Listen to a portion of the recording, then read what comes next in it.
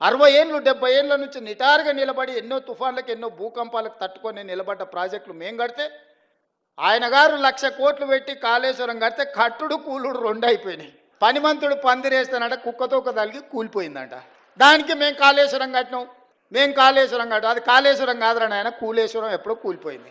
ఆయన ఏ మాత్రం సిగ్గుపడకుండా అబద్ధాలు మొత్తం ఫ్యామిలీ ఫ్యామిలీ ఫ్యామిలీ ప్యాకేజ్లో అబద్ధాలు మాట్లాడతారు. ఒక్కడనే ఏమన్నా చక్కగా మాట్లాడతారు అంటే మీరు చూడరు. సరే ఇవన్నీ నేను చూసుకుంటా, పిల్లల భవిష్యత్తు మీరు చూసుకోరు. నా కోరిక ఒక్కటే, రేపటి నాయకత్వాన్ని ఇవ్వాల్సింది మీరే.